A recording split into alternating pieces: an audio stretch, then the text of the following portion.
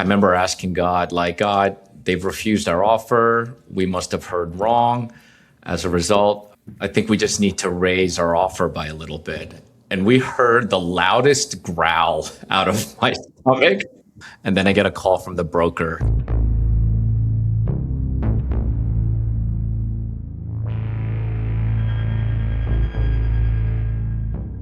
Welcome back to The Exorcist Files, the show where we podcast our concerns on God and we raise our hands in prayer like we actually do care.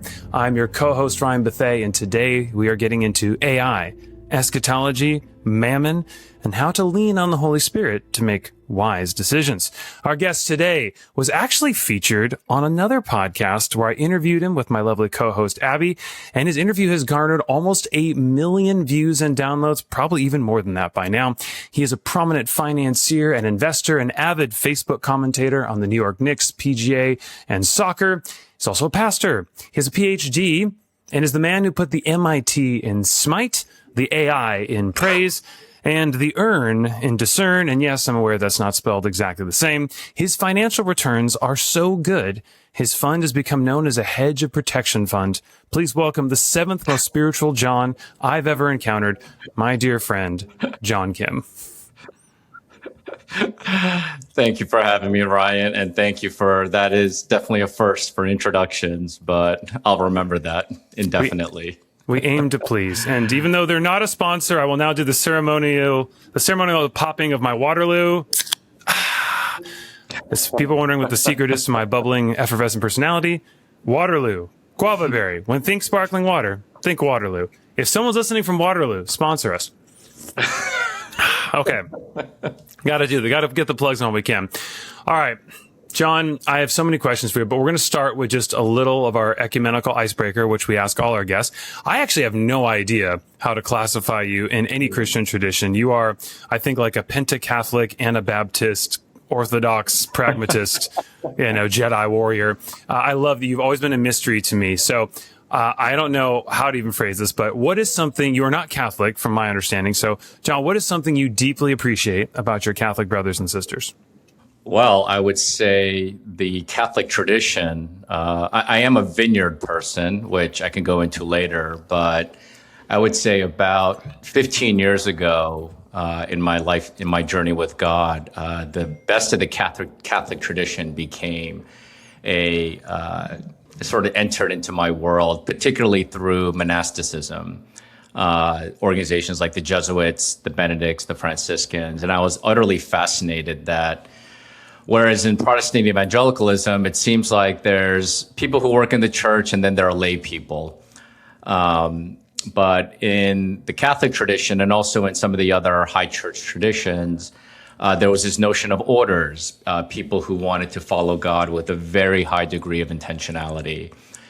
And I was really taken by that. And so I would say the Jesuit, the Ignatian tradition has had as much of an impact on my spirituality and life with God as anything, candidly, in the Protestant tradition. And I continue to receive tremendous, it's a real blessing to interact at any and all times with Catholic brothers and sisters. So, amen. Awesome. Well said.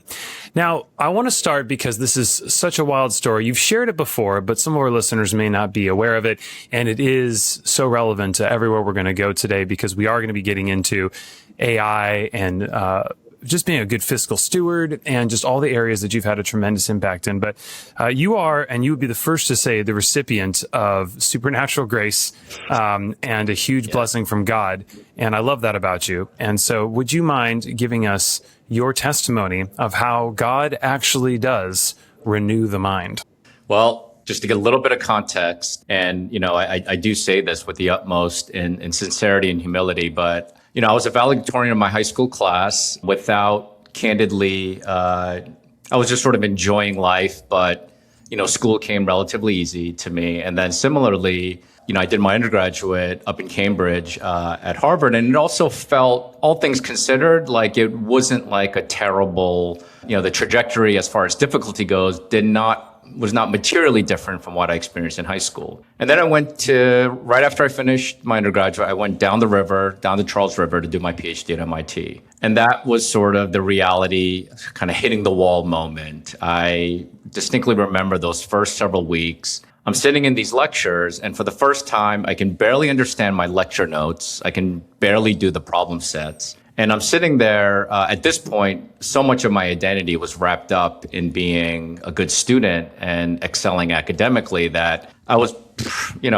really in the midst of a bit of an identity crisis. And so I just came to faith a couple months prior to starting my PhD program. And it was probably like week 4 or 5. I'm in the MIT Student Center of my PhD program. And I'm in another night where I can't understand my lecture notes. I can't do a problem set. And I just put my head down. And again, you have to kind of excuse the fact that I've been a Christian for a couple months at this point. So I just turn my head down and I say, God, if you're real, you just got to do something. Please do something and help my brain. I mean, it was a very raw, utter, there was nothing elegant about this prayer. And then, honestly, I don't recall if it was certainly wasn't the next day, but it was certainly over the course of the next couple of weeks. It was almost like all of a sudden, everything that was confusing, everything that was incomprehensible, everything that was really beyond the scope of what I could do, it just all made sense. And I went from the guy that could barely, that was constantly bugging his classmates to try to get some help.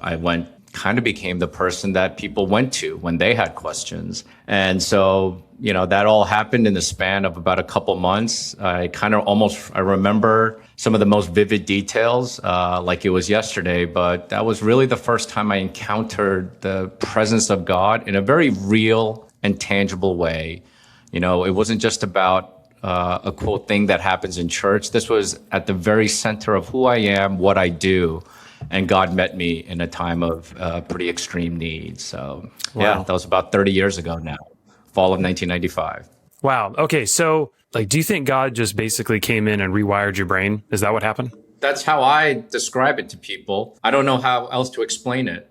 I think so many people, when they hit that wall and they get to the point, it happens, and it happens to athletes when they hit a space where all of a sudden everyone's bigger, faster, stronger, and quicker than them. You hear people talk about that as they transition to higher levels of competition. And that was candidly like the closest, that's how I would describe it. And so, I tried to study harder and harder. I did everything I can. And that prayer that I uttered at the MIT Student Center was somebody at their wit's end. And so the only thing I could explain, because it's not like I changed my diet. I didn't change my routines, but I went from, something totally like the penny just dropped. The coin just dropped in the slot shortly thereafter. And so I can only attribute it to God doing something in my mind that up until that point, I was unable to do. So that's so interesting too, because scripture has places where it shouts, where it states explicitly and then whispers. We spend a lot of time talking about like the Nephilim or kind of just like whispers of what did this one verse mean. And yet in James, you have literally explicitly written, like, let any who lacks wisdom, ask for it. And of course you have Solomon's entire testimony. And I just have to think, I asked for a solution to the problem, but not God, give me the supernatural wisdom, renew the mind. Because if it's true that we have the Holy Spirit inside of us and have access to this, that would be that also seems to be explicitly stated promise. We should ask for it more. It's just, do you find that it's often we don't ask for the wisdom, but we ask for the outcome? Yeah. And I think you highlight something that's important there, Ryan, which is, God is not, to the best that I understand, just some giant spiritual vending machine, right? I think there are certain moments in our lives when there's something that God does. He sort of breaks into, the kingdom of God just breaks in. And we should ask for these things. And I think it's important to always have like a posture of humility when these things happen. And candidly, as I've reflected back on this over the many years, each time I appreciate the way when I get to talk with you about this, because actually what it does is it alerts me to the manner in which how that one incident was not just some transactional thing that happened between God and I. It was actually something that he did and he consistently even built upon. It almost like set me on a new spiritual trajectory. And so that's, again, it's impossible to reduce any of these things down to a simple model or if this, then that. But I think I do notice how when these kinds of things happen, we should ask for them. But we should also be aware of the manner in which when God does something like this, it's about more than just that moment. And I can certainly testify to that. I could expound upon that if you'd like, but there's something about the way that what that moment was and how it's sort of almost been repeated. And sometimes with, not the same ostensible, obvious result, but it led to sort of a pattern and a way of living and a way of being, which, I'm still trying to practice and uncover to this day.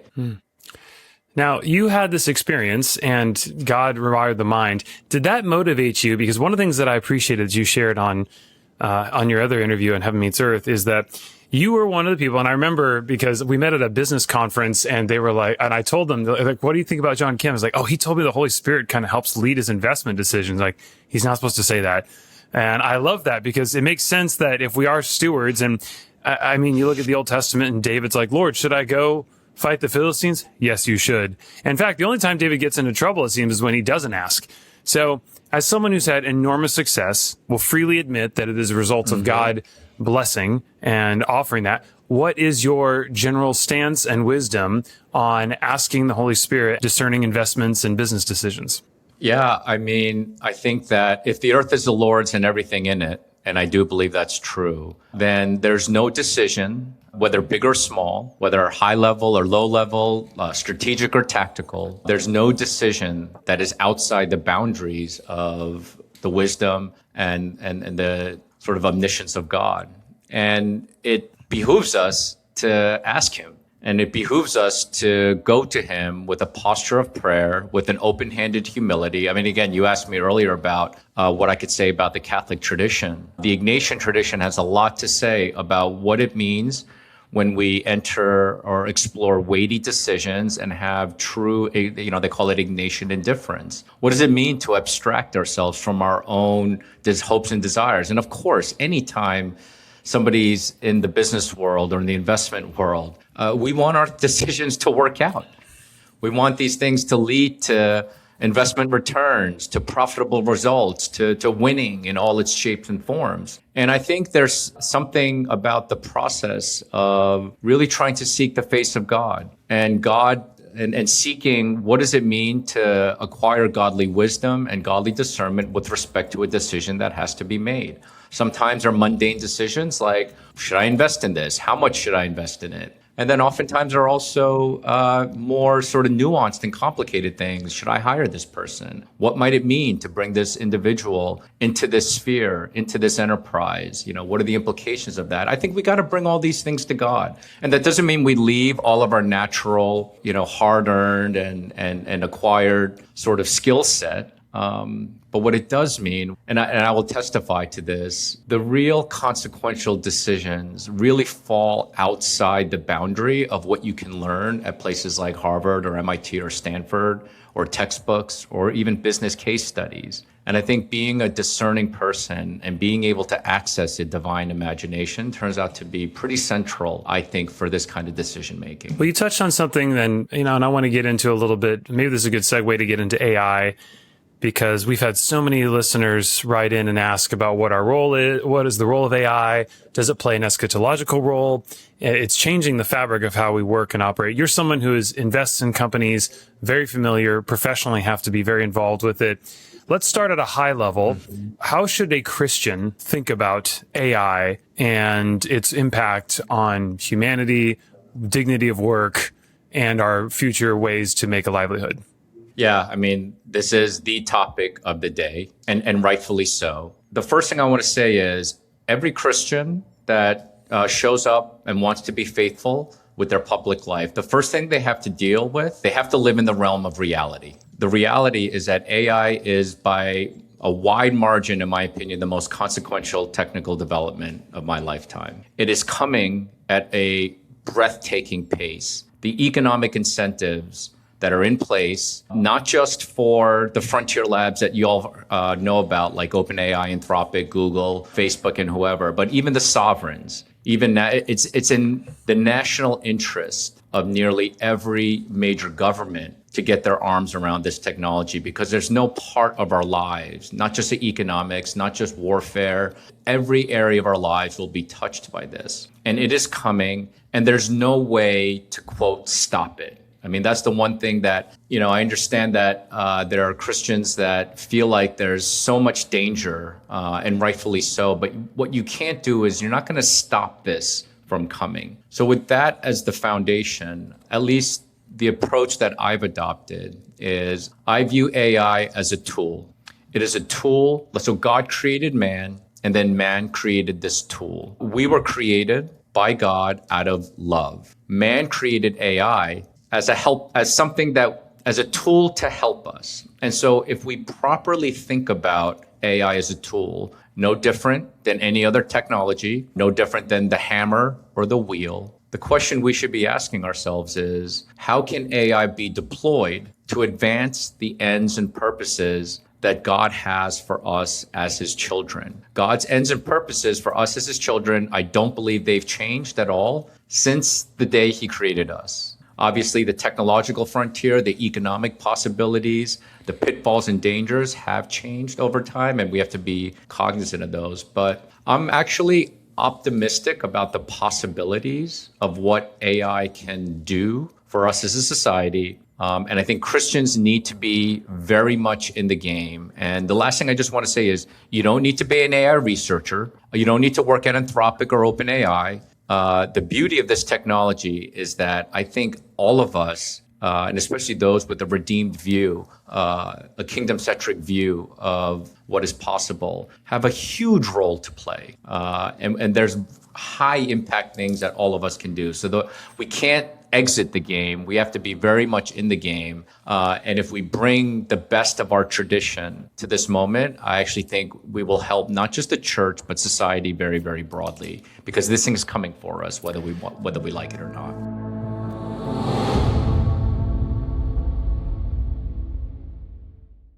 When people greet me with the proverbial, "What's cookin'?" I respond emphatically, "Why, that's wild Alaskan salmon. Well, coho salmon to be specific, with lemon juice, Cajun seasoning, and of course, lots and lots of garlic, with steamed vegetables, and a Japanese sweet potato, and rice. I know, I'm weird. It's one of my absolute favorite meals from one of my favorite companies and sponsors. Wild Alaskan Co. features an incredible variety of great tasting seafood that is quick frozen, fresh from the icy cold Alaskan waters, which helps lock in its freshness, texture, flavor, and key nutrients like omega-3s. These are the icy pure Arctic waters that give us some of the best tasting fish in the world. Essentially, this is fish you can trust with no GMOs, antibiotics, or additives. And that's a big deal because a lot of fish does not offer this guarantee. Do your homework and see what type of additives are being put in fish and see where it comes from. It matters. And every order supports sustainable harvesting practices and Alaska fishermen whose history is tied to the region and practice. And of course, I talk about this all the time. Omega-3s are important for your health. And yes, can you get omega-3s from plants? Absolutely. But would you rather have my garlic Cajun coho salmon or eat a bunch of walnuts? The choice is yours. And you know what you should choose? Wild Alaskan Company. In fact, Wild Alaskan Company is so confident that their fish is the best that they offer 100% satisfaction and money-back guarantee so you can try your first box risk-free. Trust me, there's nothing fishy about that. Go to wildalaskan.com/exfiles for $35 off your first order of premium wild-caught seafood. That's wildalaskan.com/exfiles for $35 off your first order. Try it. You'll love it.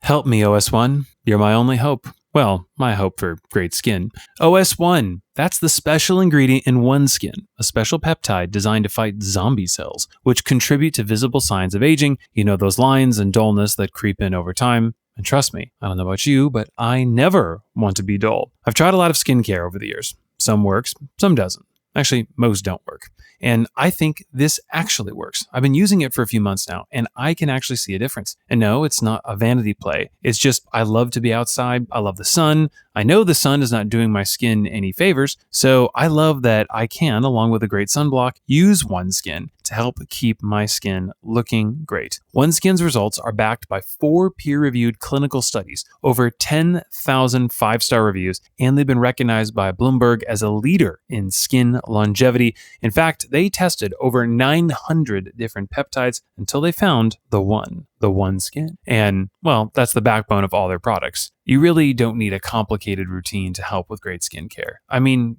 get great sleep, don't stress, use SPF, and eat well. That's a huge deal. But also, try adding some OneSkin. See what happens. And with summer here, that matters even more. You don't really need a complicated routine to help with great skincare. I mean, get great sleep, don't stress, use SPF, and eat well. That's a huge part of it. But also, try adding some OneSkin. See what happens. Born from over a decade of longevity research, OneSkin is helping you unlock your healthiest skin now and as you age. For a limited time, try OneSkin with 15% off using code XFiles at oneskin.co/XFiles. That's 15% off oneskin.co with code XFiles. That's EXFiles. After you purchase, they'll ask you where you heard about them. Please support our show and tell them we sent you.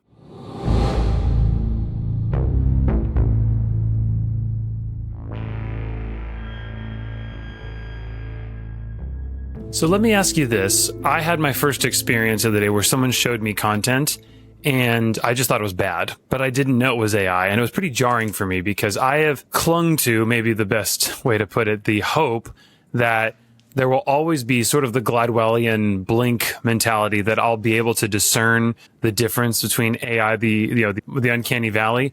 But beyond that, even my hope is that as a Christian, I would have a competitive advantage because I have a Holy Spirit that is indwelling in me, and that will react to art and content that is made by humans operating in the Imago Dei. Do you believe that is a competitive advantage for Christians, or do you think this technology will ultimately get to a place where it is indiscernible? And because I'm thinking about the humanity that goes into producing art and content, and whether or not humans, when they interact with that, they're picking up on something that's almost, multidimensional. There's a metaphysical significance to it. That's a fascinating question. And I understand your instinct. Unfortunately, I would say AI today is the worst it'll ever be.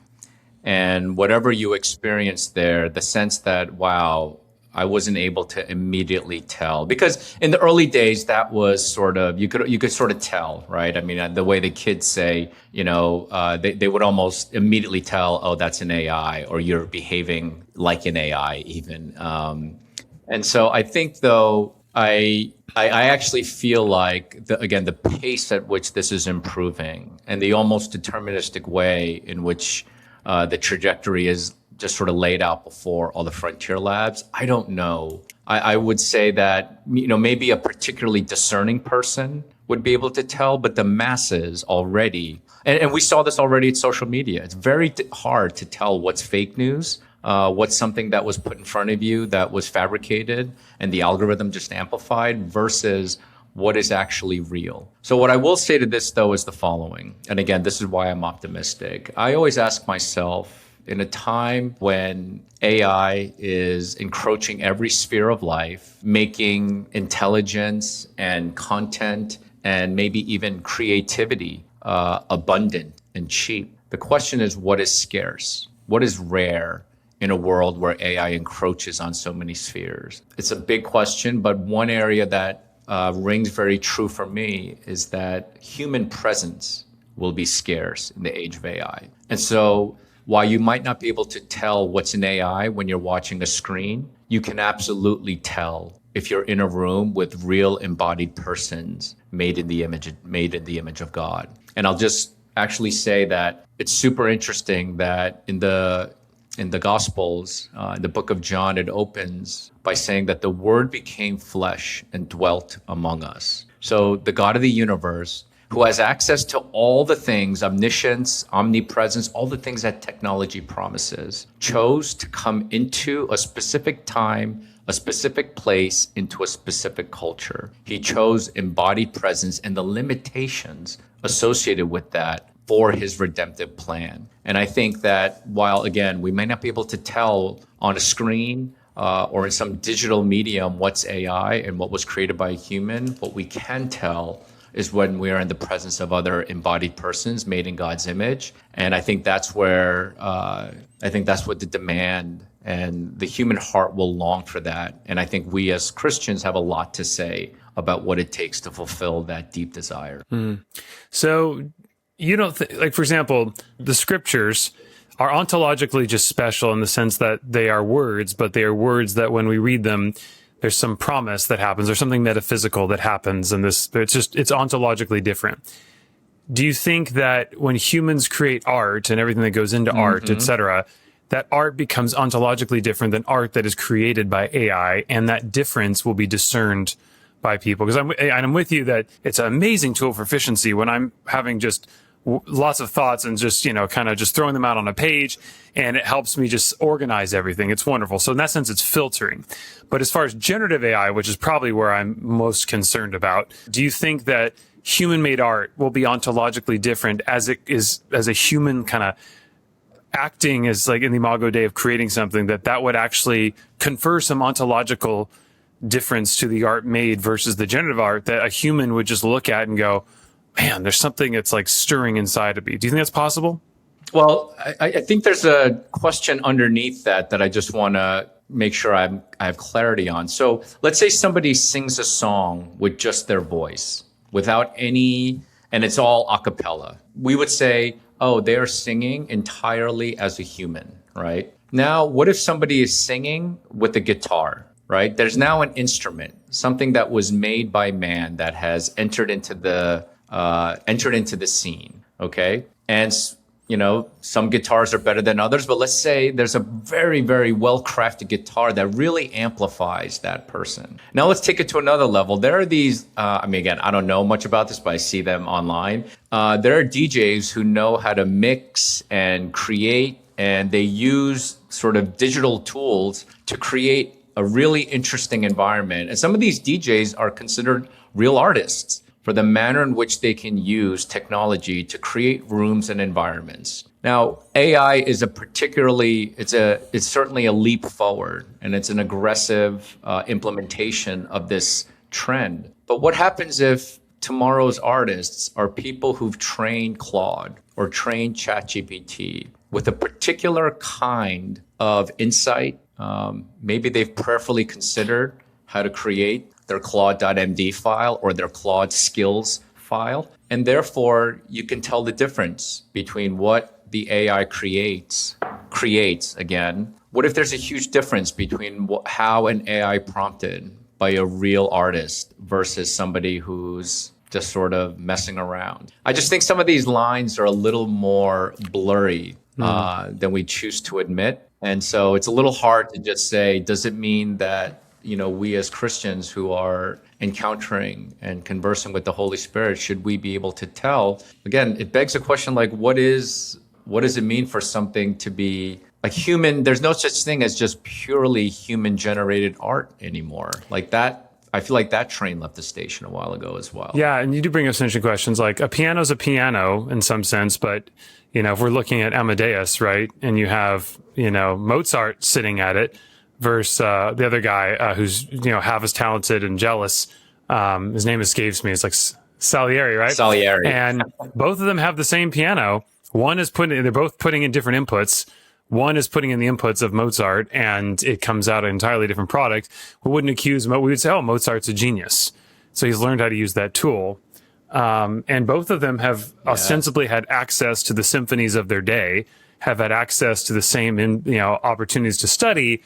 And so, so in that sense, you could say, if you wanted to, play devil's advocate, you say, well, the AI is sort of like a much more advanced piano, right?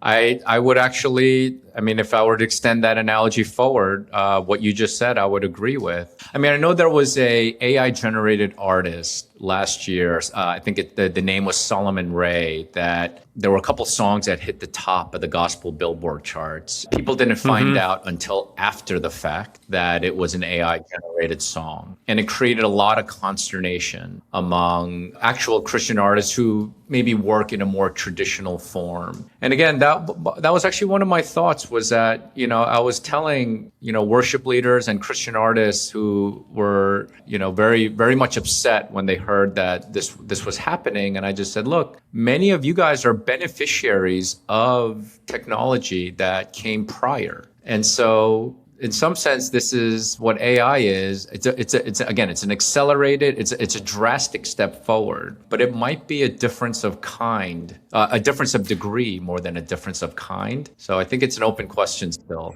how to think about that.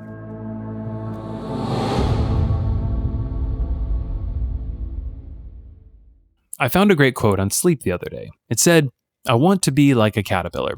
Eat a lot, sleep for a while, wake up beautiful." While a new Casper mattress can't guarantee you'll wake up even more beautiful than you already are, well, it can't really hurt to try, right? This podcast is sponsored by Casper. Casper makes reliable, high-quality mattresses designed to deliver consistent, comfortable sleep night after night. That's why out of 99 mattresses, Consumer Reports named Casper's the One mattress their top-rated all-foam mattress of 2026. I mean, aren't we all, at some point in our lives, searching for the one? You have a lot of choices with mattresses. I know there's a ton of companies out there. And I decided to go with the Snow because, well, I sleep incredibly hot, and hot wakes me up. I want to be cool in life and at night, always. Trust me, if you haven't played around with temperature in your sleeping environment, you absolutely should. If you're waking up early or having trouble sleeping, temperature could very well be the culprit. And honestly, your mattress could be one of the things keeping you too warm at night. Now, Labor Day is coming up, which means you should stop laboring and head to Casper.com, and you could save 30% on the mattress of your soon-to-be-improved dreams. And they have a 100-night risk-free trial. Although with 110,000 five-star reviews, you probably won't need to return it. Again, that's a 100-night risk-free trial. Get one and sleep on it. Give it a few days. Really test it out. A mattress is a big deal. Sleep is so crucial to so many facets of our lives. Don't skim on a mattress. Put in the work. Find the one that's perfect for you. So remember, the day always ends well with Casper. Right now, save up to 30% on mattresses and up to 35% on everything else when you go to Casper.com. One last time, that's CASPER, Casper.com, and save up to 30% on the mattress you deserve.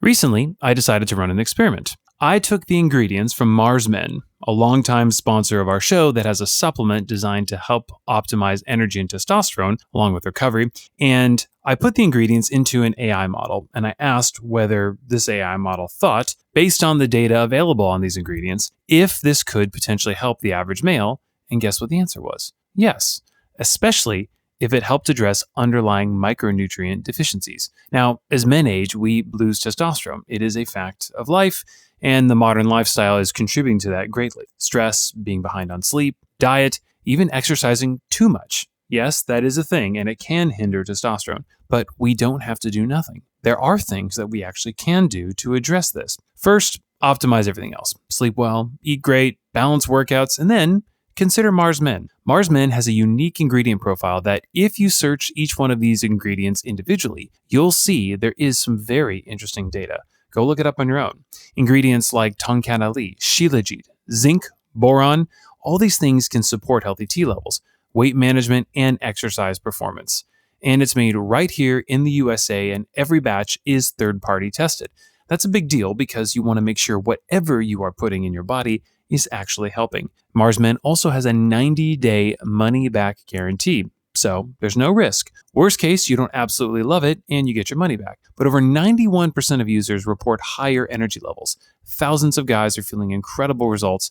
Just check out the reviews on the website. You can see for yourself. So for a limited time, our listeners get 50% off for life, plus free shipping and 3 free gifts at mengotomars.com. That's mengotomars.com for 50% off and 3 free gifts when you check out. After you purchase, they are going to ask you where you heard about them. Please support our show and tell them we sent you.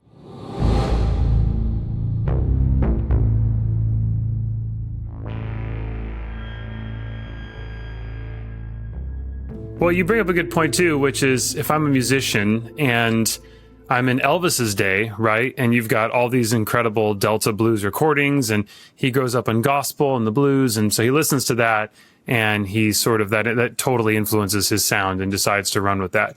An artist fast forward 60 years, the body of available music and the tools to be exposed to all that music. I mean, I wonder how many records Elvis had versus, growing up, I had a device that had, 10,000 songs in it, right? So now my exposure via technology to vastly more inputs and influence is available.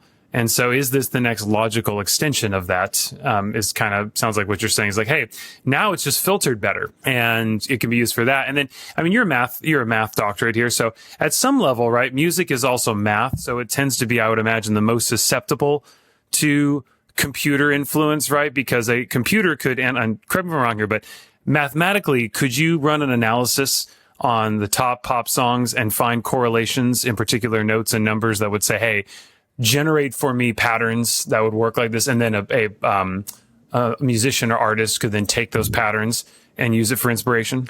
I'm not a formal musician and I'm not well versed in the industry, but I would be shocked if that kind of analysis hasn't been happening for decades. I will tell you that in the future, we are definitely going to see AI generated content that is able to anticipate the kinds of reactions it is trying to get out of the people that are viewing it. And so this is, again, as Christians, we have to just deal in the realm of reality. This is happening. This is going to happen whether we like it or not. And it's really the only question that's relevant for us is what are we going to do about it? I do want to say, just with a quick nod to the whole difference between humans as persons made in God's image and embodied presence. That's not just a theological construct. In the future, I am 99% sure that a robot will be created that can play golf perfectly. And it will be able to assess its surroundings and hit perfect drives, basically hitting the physical limits of how far a golf ball could be hit on the putting greens. It will be able to assess slope, wind, green, hardness, and so on and so forth to make every single putt. It's called Scotty Scheffler. Yeah, that's why they call Scotty Scheffler. He's good golfers are considered robotic, right?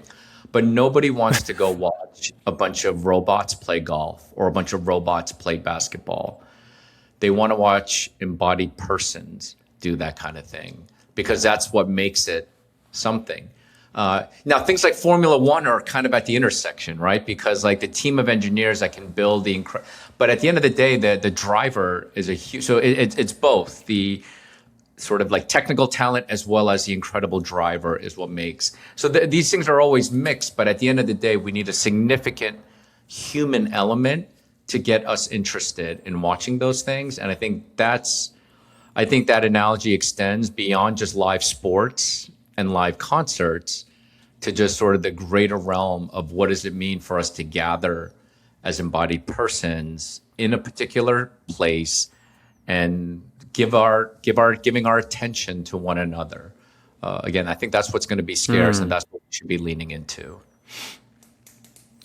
Is it also, I don't want to be a doomsdayer, but I know there's concern we're not going to have that many jobs. Would that just take us back to, worst case, do we just go back to the time of the early church where most of us are farmers? Because I sometimes try to contrast about what I feel entitled to in my modern era of house, spouse, wealth, and health. And I think about, wow, for so much of human history, it was just get by. And ironically, in the doomsday scenario, right, AI creates, or one version of the doomsday scenario is that there's abundance because AI just helps generate so much stuff, and there's just a lack of things to do. So we end up in a weird, hybridization of the agrarian, feudal society that we have. We have a couple AI overlords, that we listen to on the All In podcast, and then we're all just, just doing our best to figure out what we can do. But yeah, what do you think about AI and the jobs future, and kind of maybe some of the stuff the Pope recently put out about, human dignity and AI's role in honoring work, which is a huge a blessing from God?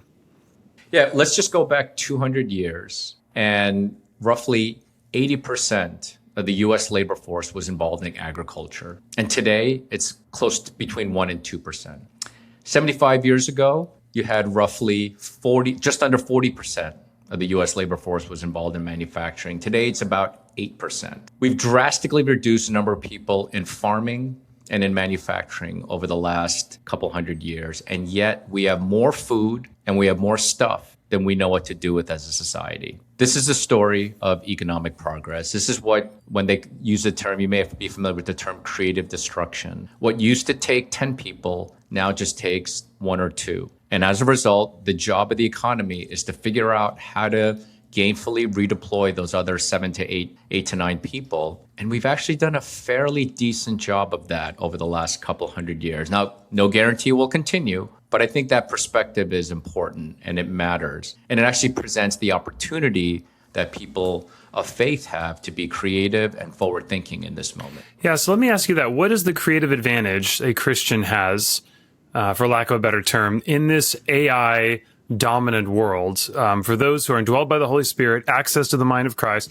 Maybe we all don't get PhDs from MIT, but he does give gifts in many ways. And so, yeah, how would you encourage a Christian to think through a world where there may be, whether short-term or long-term, a lack of traditional jobs, and how to honor God, since, redemption, part of the redemptive plan is through work? Yeah, I mean, this is maybe the question that we as a church are facing right now. And I think it's a question that the whole of the church, we have to ponder this together. The pastors, the theologians, the marketplace leaders, the people, this is a collective effort. I think just foundationally, people of the scriptures, people of the kingdom, there are two things that I think we are grounded in, and the world is looking for a grounding in this AI moment. We're grounded in the fact that we have a very clear sense of what it means to be human, and we have a very clear sense of what is reality, because all reality is derived and determined from God.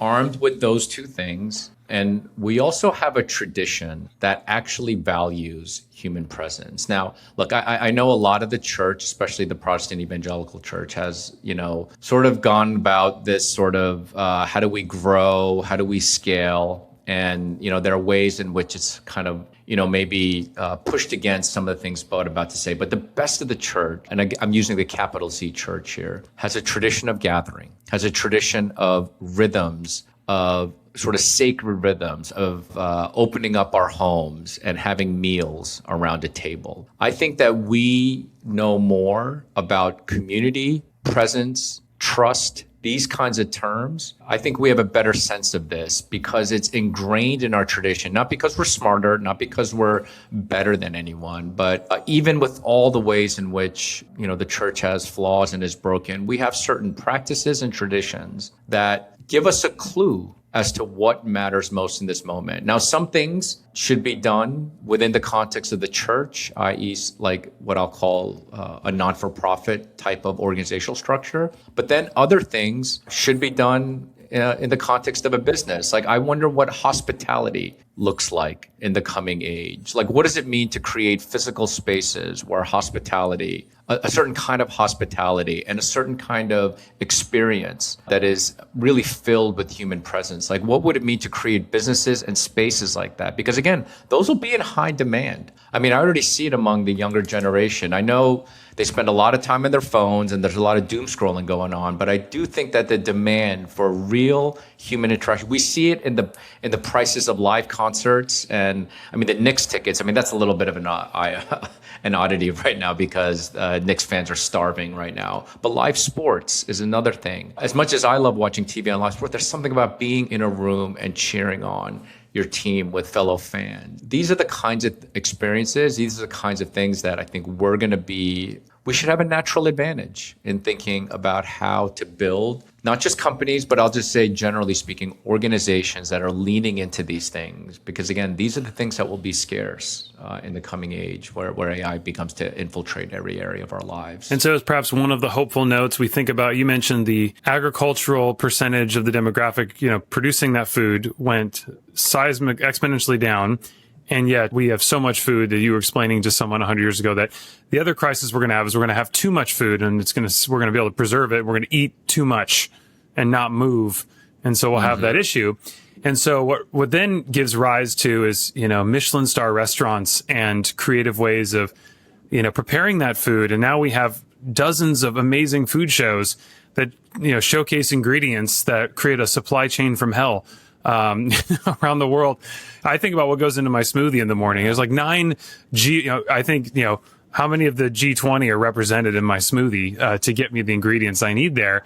And it's just so fascinating. So in this abundance that could happen, we have to think through hopefully what could, if there's an abundance of certain materials, et cetera, how can we, use them to serve our fellow man and, create new opportunities from that abundance, right? Yeah, no, I think it's definitely one of those questions that I think about quite a bit, which is, if we do have abundance, what will we do with that? Like, just as a society, I'm not I don't travel. I haven't traveled the world. And so, this is definitely sort of a novice take. But I spent a week in Spain earlier this year in a seaside town that was just, maybe 100 kilometers north of Barcelona. I was candidly shocked at just the way people lived in this town. First, I was shocked by the fact that I had the best sort of coffee and croissant I've ever had in my life for just over €3. So it was like $3.40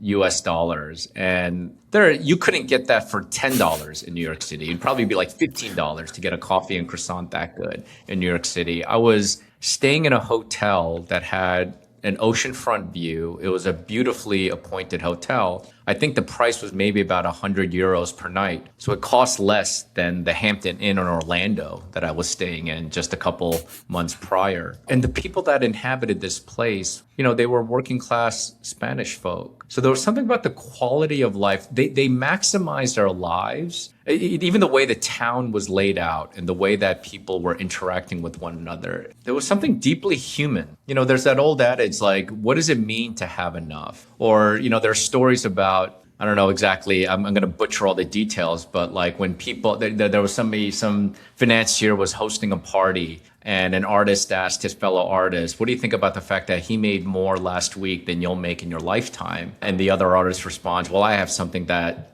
this guy, our host, will never have. And he goes, what's that? It's like, enough. Contentment is an interesting virtue. I don't know how you propagate that society-wide. It feels like an utterly, impossible problem to solve in the United States, where everybody is so keen on getting ahead. But I literally witnessed in Spain, in this little town, seaside town called La Scala, where I stayed at for four nights. I feel like there was almost a prophetic picture of what things could be like in an age of abundance if there's this notion where we value human connection, value human presence, and we work to live as opposed to living to work, which is kind of how things feel in the United States. Book your tickets to Spain. I wish we had a sponsor. I'm going to say, wow, €100 a night. Wow. And then croissants. Don't tell the French, because I know Spain was known for its croissants. That's amazing. Well, I wanted to get into Mammon Day too. And, so full disclosure, right? You're someone who's done very, very well. And we know this because you have a building in Manhattan. And from my last real estate class, I understand that real estate in Manhattan is not an inexpensive thing. You've done very, very well. You'd be the first to to attribute it to God. And actually, for those who don't know that story too, perhaps you could, give us the cliff notes. You have made a pretty big bet on a huge company.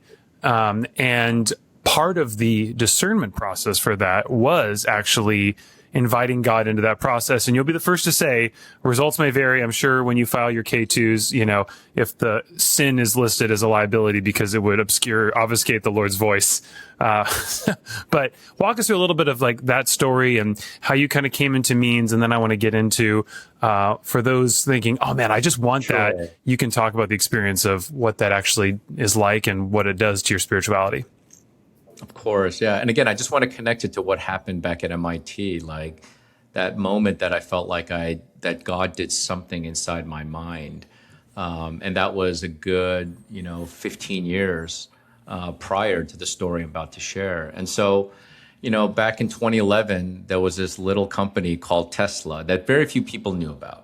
And Elon Musk was not nearly as well known as he is today, likely to become the first trillionaire, at least on paper, in several days when SpaceX goes public. But there was this little company called Tesla that was on the verge of bankruptcy. They were trying to make the electric car, as we all know now. But back in 2011, there was a long line of companies that were attempting to make electric cars that have gone bankrupt. And pretty much the consensus among Wall Street was that this would be just like every other company. What happened was we had the ability to take a test drive one day right outside their Palo Alto offices because we had a small window of time. And that was an interesting experience. I'm not a car guy, but I could tell this was a special device. And it led to me and my team sort of going on a journey of trying to understand what is it about this company that could make it special. Now, again, I didn't just ask God, should I buy this stock or not? What I asked God for was a roadmap for how I should analyze this company. This was not the kind of thing I would normally do. A company that has real bankruptcy risk was not the kind of thing I normally get involved in. And so what happened was really, I feel like God revealed a roadmap of questions and analysis that I should undertake. So not should I own this stock or not, but more, here are some questions you should be asking. And that led to an interesting sort of research process, which honestly, it was sort of satisfying just as an intellectual exercise, but it led to us concluding that there was something very special here, that the crux of their innovation, and this was, again, not obvious to people, 15, 16 years ago, which was that the real innovation that Tesla had at the time was their ability to get roughly 210 miles of range out of a set of batteries that are no different than the batteries that went into your iPhone. That was really the crux of their innovation. Every other electric car manufacturer had all the other attributes, all the other benefits, but they just couldn't. I think it was the Nissan Leaf, the Chevy Volt, all had like 50, 60 miles of range. And so the real key was their ability to overcome range anxiety. And that turned out to be a data mining, more of like a data sciences problem than a strict mechanical or electrical engineering problem. And so it also encouraged us to think that this advantage could be durable for a reasonable period of time. Now, it won't be durable indefinitely, but for enough of a period of time that it led us to become very aggressively purchase a stock. And so we sold it long before it became whatever it is today. But it is probably, I'm going to guess that it's probably the most successful investment, just from a P&L perspective that I've ever made in my life. Do you wish you'd held it at all?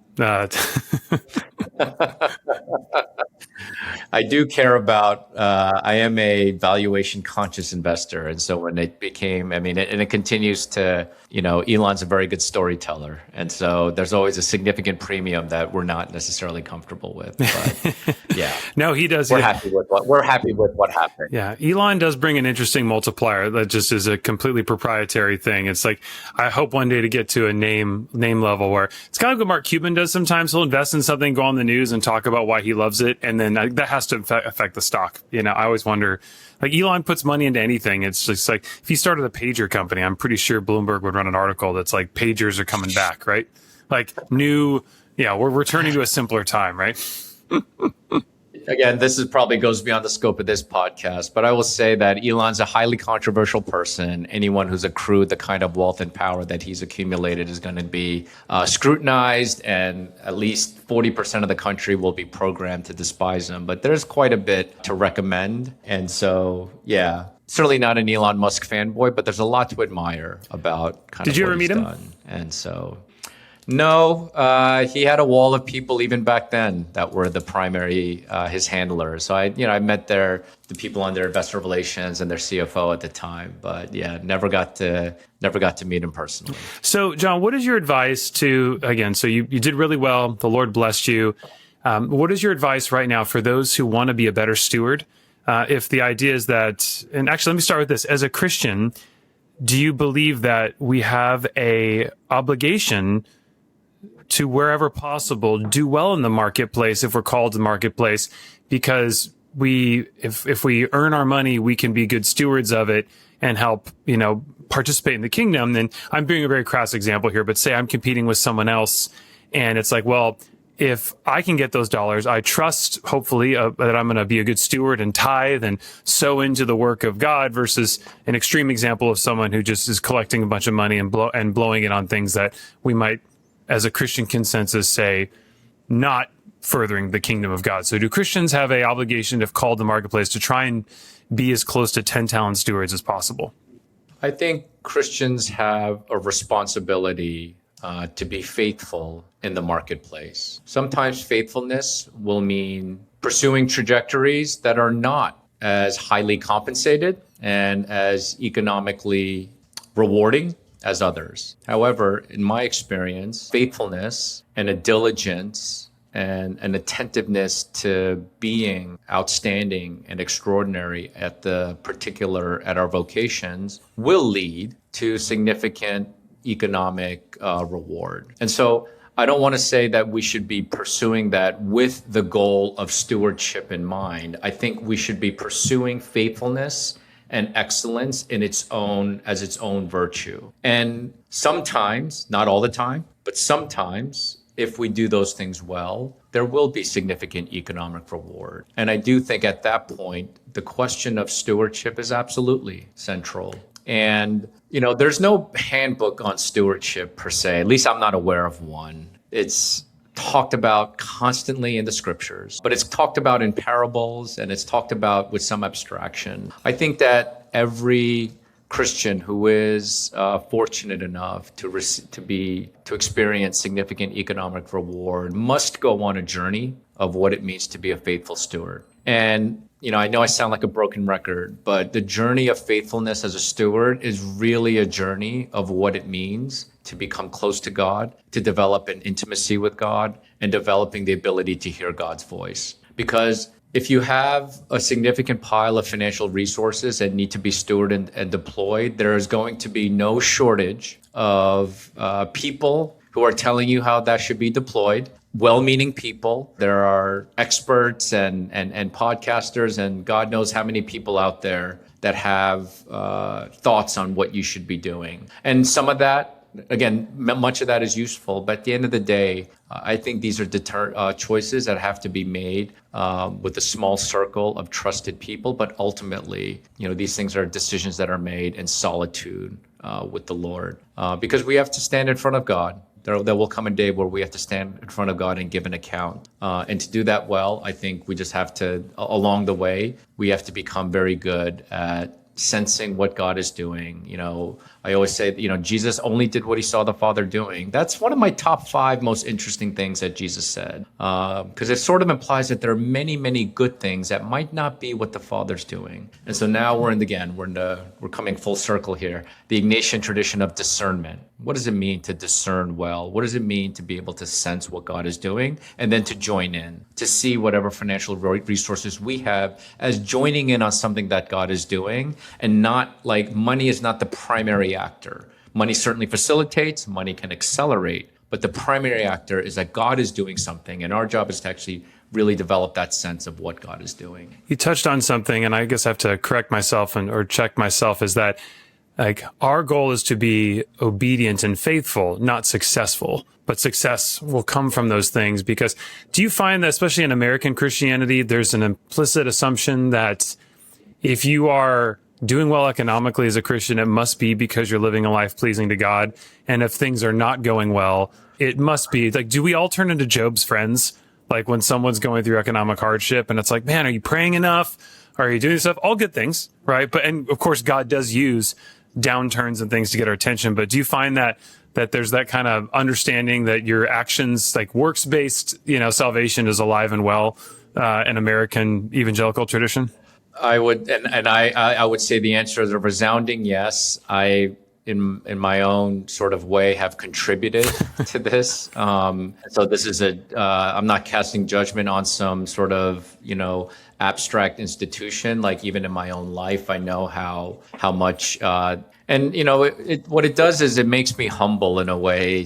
Whenever we read the scriptures and we hear Jesus scolding the Pharisees at the core of it, so much of I think his frustration is we just can't help but to have a legalistic if this then that kind of mentality. Like if we do this, then God will do that. And that really does go back to, the very beginning in the garden. Like this desire for control, this desire to reduce things down to a way that we can then determine outcomes and have mastery over uncertainty, mastery over nature. And so I think the church is as guilty as anyone. How do you generate a crowd? Well, you put somebody who's won, who's been successful. And again, I don't, this is not any one person's fault. In many ways, this is sort of an institutionalized dysfunction. But it is something I'm very aware of, is that there's sort of this latent prosperity gospel, this latent health and wealth. There's a latent if this, then that in so much of what we do. It is hard, but it is something I'm trying to mitigate that as much as possible. So, John, you have a son, Samuel, and great name. And hopefully he says, "Speak now, Lord, your servant is listening." Hopefully he says that to his father, his father. I don't know if he says that. He might be a teenager now, so I don't know if he says those kind of things. But what advice, using him as... He is a teenager, and he definitely does not say those things. All right, and hopefully you're not Eli in this analogy either. So I trust you're better off than Eli as a father. But what advice are you giving him and saying, hey, this is how I want you to think through? And then maybe that's a good composite for all our listeners out there, especially younger folks who are saying, hey, the world it's scary right now. AI is changing things. I think of all the recent grads that just walked a few weeks ago and thinking through, you hear about these ceremonies where they're booing Eric Schmidt, they're booing, I made an AI joke at a event I hosted recently, and it was supposed to be a joke. Instead, I got applause because they were happy that I was making fun of it and dissing it. And I was not ready and this is an older audience. So it's very interesting to see. But what advice are you giving Samuel and others right now? You mentor a lot of people about how to think through being a good steward, job security. What's the wisdom from John here? Yeah, no, these are very much at the forefront of my mind. My son is 15, so he's got a little bit of time to sort this out. But exactly, I noticed all the graduates that were booing at any time AI was mentioned. That wasn't just to Eric Schmidt. That was a nationwide phenomenon. When I talk to young folks in their 20s, thinking about entering the labor force, just at a very practical level, I think that, how would I put this? It's very important there's a sense in which the days of being good at having a skill and then having someone recognize that skill and then tell you what to do with that skill, I think that's going to be a tough sell going forward. I try to encourage young people as much as possible, like beyond becoming familiar with a tool like AI, what they really have to be good at is problem solving. They kind of need to be entrepreneurial. Like classically defined, an entrepreneur makes the decision to, as opposed to having a boss, they're trying to read what the marketplace is saying. And of course, the market doesn't tell you exactly what it wants, but they're trying to solve problems and address things in the market and trying to fill that gap. That's very different than somebody telling you what they want done. And so this is in many ways, I think there's no shortage of demand of workers who know how to problem solve, they don't need to be experts in AI, but they need to be able to say, this organization has a problem. How am I going to go about helping solve that problem? And that requires it's a different set of skills than just becoming good at one thing. Obviously the proverbial example is if you're a good coder, well, guess what? There's not a lot of demand for just good coders, but there's actually quite a bit of demand inside of software entities for people who are good problem solvers. Good problem solvers are not just writing code, they're using AI, they're thinking about the business overall. They're able to think abstractly and apply interdisciplinary thinking to a problem. And so I think that's sort of what I'm trying to push both my son as well as just young people towards. And a lot of that is around having confidence, and a lot of that is around having social skills. And again, I do bring a lot of these things back down to like, what does it mean to be secure in who we are as children of God, as people of the scriptures, to be non-anxious. These things are all connected, actually, but I mean, that gives you a little bit of a window into how I'm thinking about this for my son and for young folk today. And then as far as following John's wisdom to discern God's voice and how to implement maybe some Ignatian discernment into, hey, how do I pick a calling or a vocation? Money comes in, Lord, it's yours. And because I have friends, even, Abby, who you met when we did Heaven Meets Earth, like, it can be frustrating at times, but she just prays about everything from even like what seat to sit on in an airplane. And I found people go, that seems extreme. And I go, well, sure. But then you think about it and you go, I mean, God tends to show up in proportion to the amount of his invitation into our lives. And if he is the Alpha and the Omega, you would want him as much as possible. So that really impacted me, because I thought if I can I've done that now. If there's 2 flights and both get me in at a time that works, I go, Lord, is there someone you want me to sit next to? And I thought, well, if that's extreme, Jesus tended to reward extreme pursuit of him. So, that's my shout out to her in that. But what would you say to people to invite the Lord into their decision-making processes, especially as it comes to stewardship and wealth and work? Yeah, look, there's a part of what Abigail does that I do admire as well. I don't know if that's practical for everyone. It requires like maybe a certain kind of disposition. And if you gravitate towards that disposition, I agree. I like to simplify this in the following way. I think we need just enough structure in how we go about discerning and hearing God's voice, so that the voice of God and the presence of God can mess things up and mess with us in the context of that structure. So I think that what I mean by that is like God can break in at any moment. But of course, I think if we structurally orient our days, if we structurally orient our lives and the rhythm of our lives, that there are ways in which it maximizes, I think, the likelihood that God. So if we're not, if we organize our mornings around certain habits that are, shall we say, more analog than digital, like walks, quiet spaces, paper Bibles instead of Bibles on phone, paper journals instead of the iPad and the pen. Look, I know I'm an old guy, so I'm trying to be a little bit, but like cultivating those spaces where it's more likely, where, there's just something about the mornings and a cup of coffee and a paper Bible and a paper journal that, at least for me, feels like I'm better situated to be able to hear from God. And a croissant on the ocean, right? Lot of it, that helps too.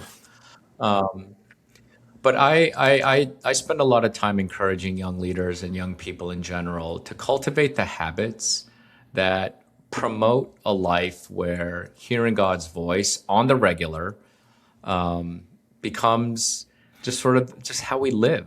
It's not like, oh my gosh, I'm in a crisis. Of course, like when there are crises or when there are big things, like, maybe we pause everything. But I think a life of faithfulness is built on those decisions that are not like the sort of all encompassing, but those like small moments where we decide this is how I'm going to spend my mornings. Every morning I'm going to carve out, this amount of time to make sure I'm just present before God, before the rush of everything in my day just sort of comes in. Yeah. Well, I know you too in your schedule, John. You, for someone as busy and as difficult to get a hold of as I've experienced with you, I feel a little bit better, because tell the listeners about, you have long periods of scheduled divine boredom. So that allow you, which makes it slightly less offensive that you don't call me back. But I was really impressed that you carve out lengthy time to walk and pray. Like like God is scheduled in your calendar, like a primary, like top LP in a fund, right?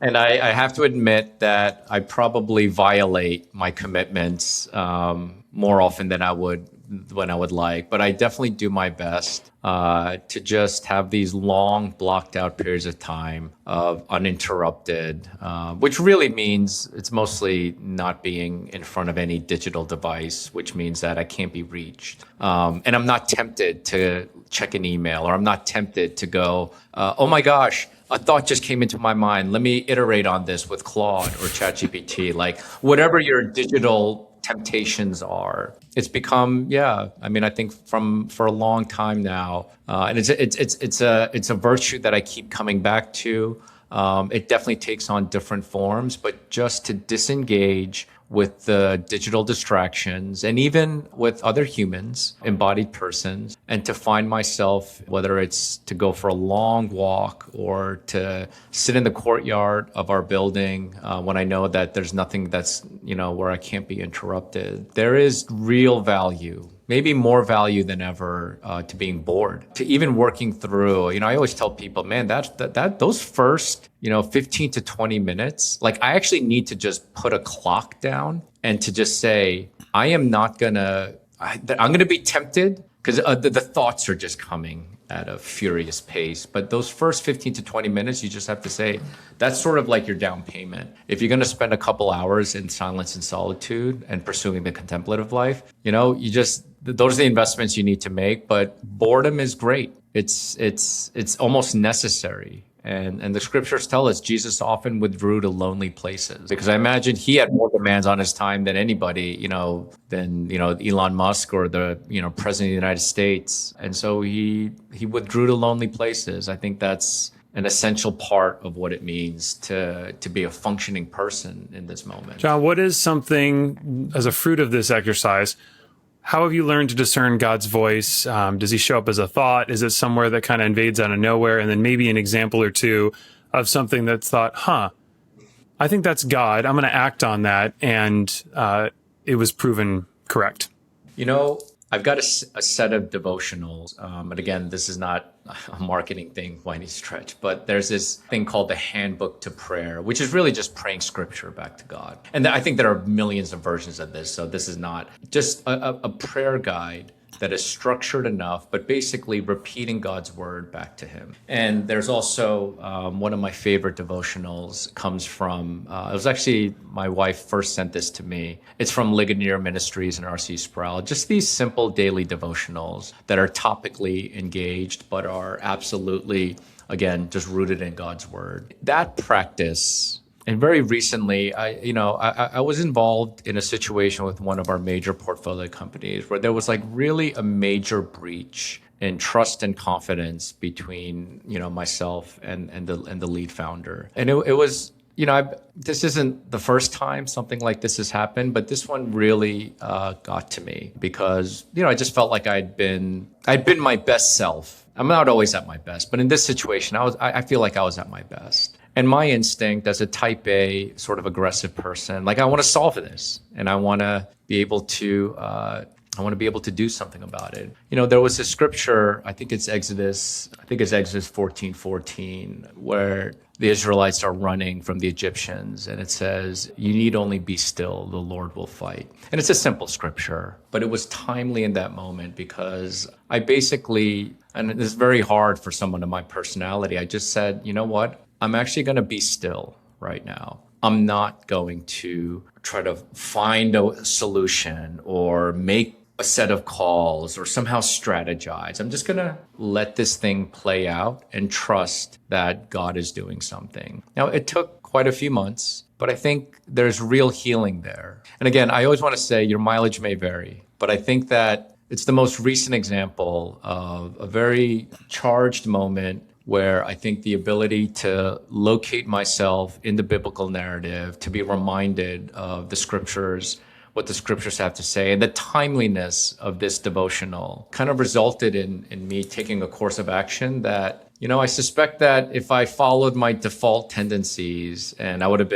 found a way to justify my default tendencies, but I think, God arrested my attention with that devotional and with that scripture. And so far, I think the I think the fruit of this has been apparent, and I hope hopefully be even bigger in the future. And of course, he doesn't just speak through scripture to you, John. He also speaks through your gut biome and your gastrointestinal duress. Could you talk to us a little bit about trusting your gut with real estate investing? This was, well, I'm really good with dates. So this was in 2004. My wife and I, we were thinking about moving to a bigger place to accommodate some of the things we wanted to get involved in, some of the hosting that we felt like we were being called into. And so we found a place that was perfect for our needs. We had this moment, my wife and I, where we were trying to figure out what price to bid.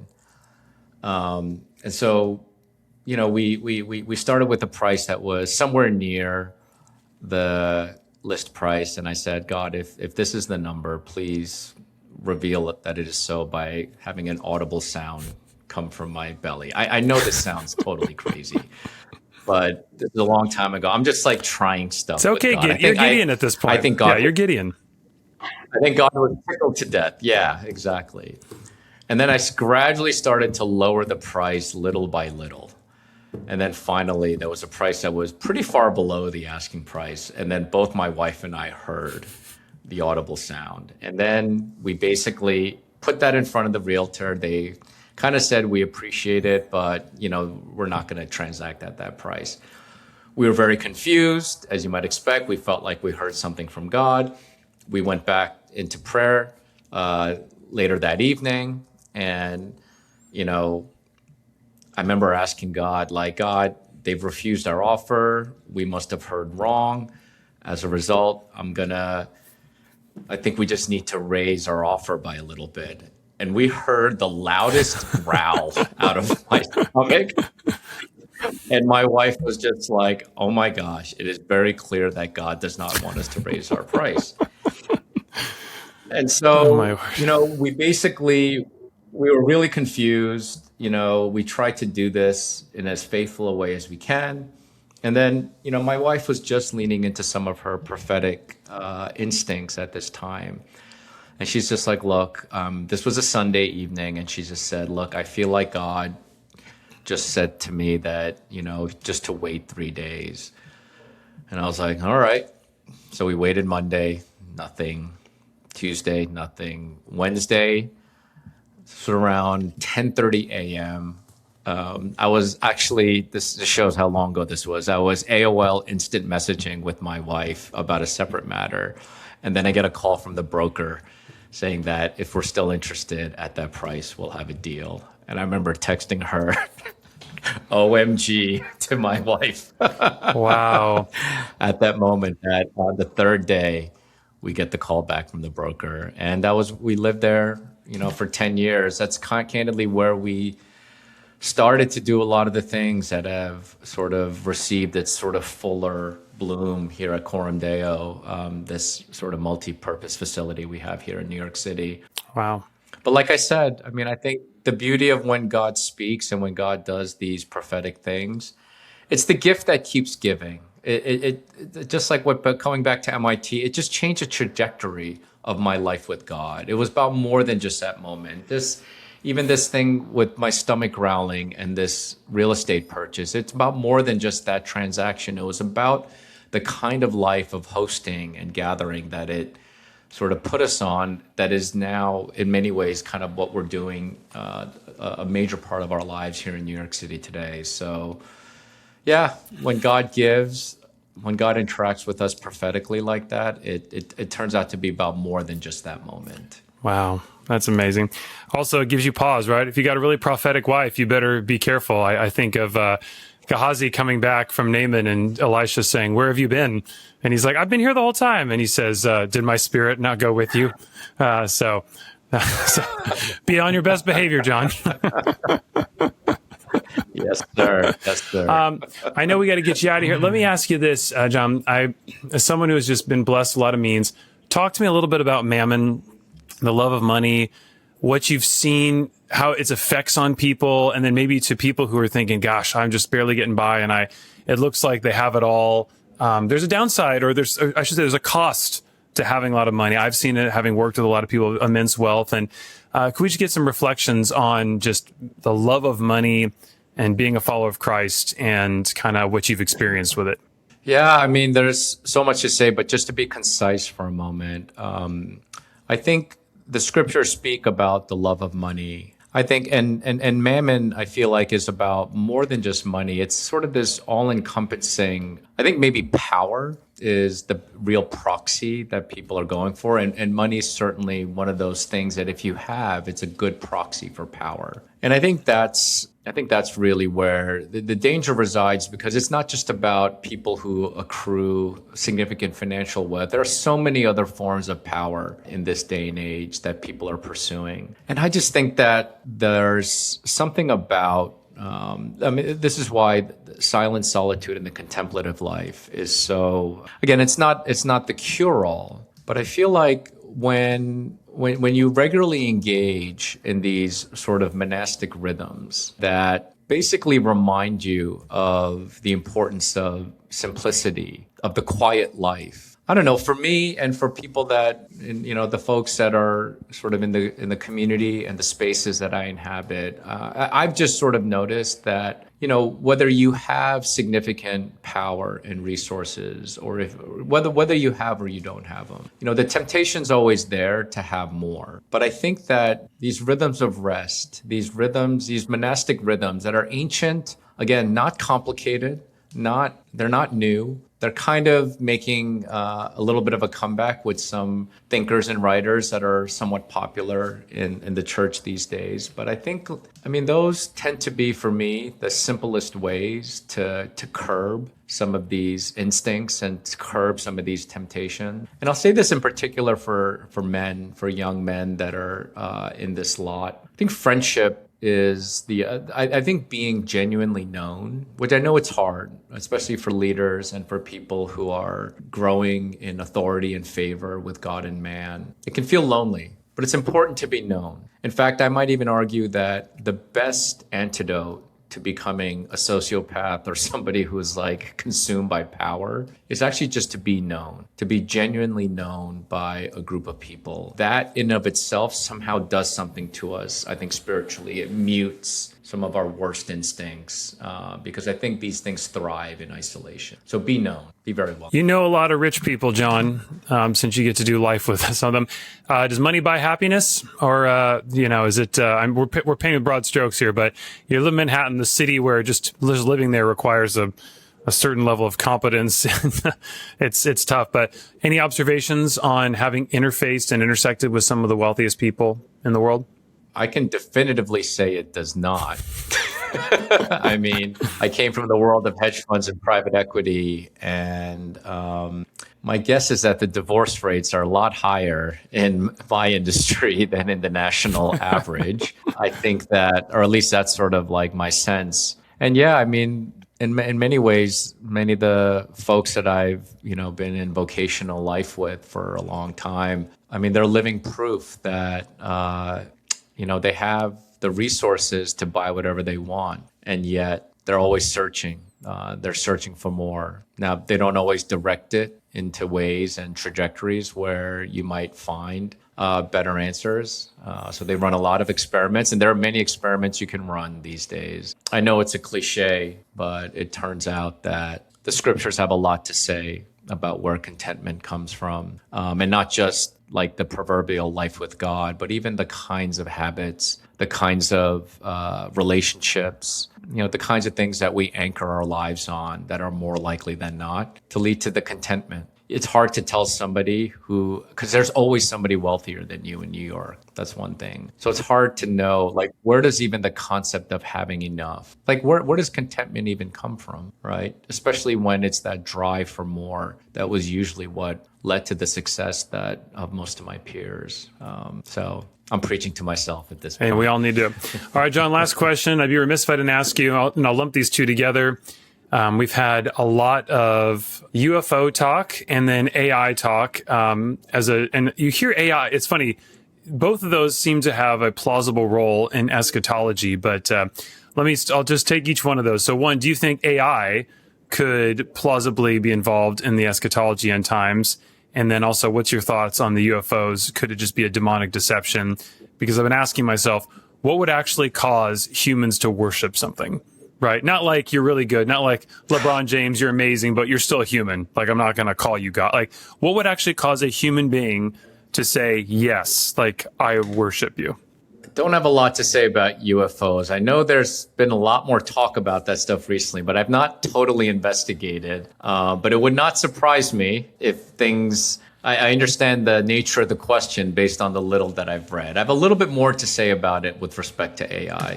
I will say that, well, for starters, I remember a Tim Keller sermon when, he's talking about the end times. And I think he's quoting either 1st or 2nd Timothy, where, the end times, it'll come like a thief in the night, which basically was Tim's way of saying we shouldn't obsess too much about when this is going to happen. At the same time, there are certain clues that clearly the scriptures give. And the one that is most germane for me right now is the manner in which the frontier labs in AI, and this is just all, I'm not revealing anything private in what I'm about to say. Like, you just read the kinds of papers and the kinds of interviews that a lot of these organizations have given. And it's pretty clear that the techno-optimists in Silicon Valley believe that we're creating something that's a higher being than humans. And I just think that